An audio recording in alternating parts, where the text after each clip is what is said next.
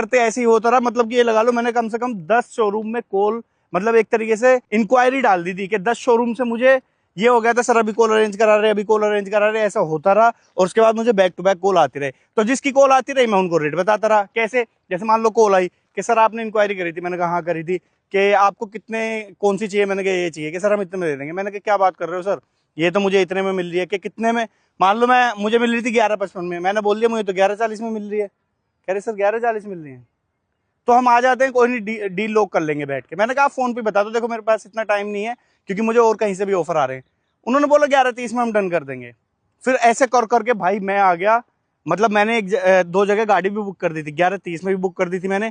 फिर जब मुझे 11,10 का ऑफर मिला मैंने वहां भी बुक कर दी कि चलो कैंसिल करके पैसे तो आ ही जाएंगे। 11,10 में लगभग मैंने गाड़ी ये बुक कर दी थी 11,07,000 में। उसके बाद भी मुझे एक कॉल आया फोक्सवैगन से, हालांकि मेरी गाड़ी खड़ी थी मतलब, और पता है ये बहुत ही लिमिटेड बची हुई थी, जैसे कि चेरी रेड में व्हाइट मिल ही नहीं रहा था।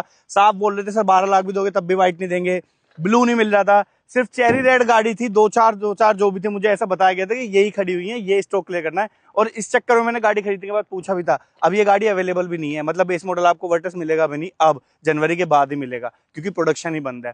तो क्या हुआ फिर उन्होंने मुझे बोला कि सर हम आपको गाड़ी दे देंगे और ऐसे ऐसे। मैंने कहा भैया मैंने बुक कर दी 11,07,000 में।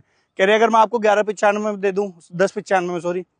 मैंने कहा 11,20,000 तो एक शोरूम है, उन्होंने ही बहुत कम कर दिया, मतलब 13,000 के आसपास, आप इसे कैसे कम कर दोगे।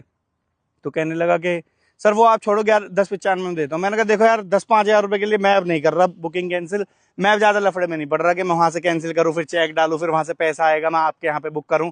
मुझे कोई अच्छा ऑफर दे रहे हो तो दे दो, वरना रहने दो। मैंने फोन काट दिया। फिर उनके जीएम का फोन आया, ऐसे कर करके उन्होंने मुझे बोल दिया 10,80 में डन करते हैं। मैंने कहा ठीक है भाई। मैं पहुंच गया सीधा शोरूम पे और मैंने जाके बुकिंग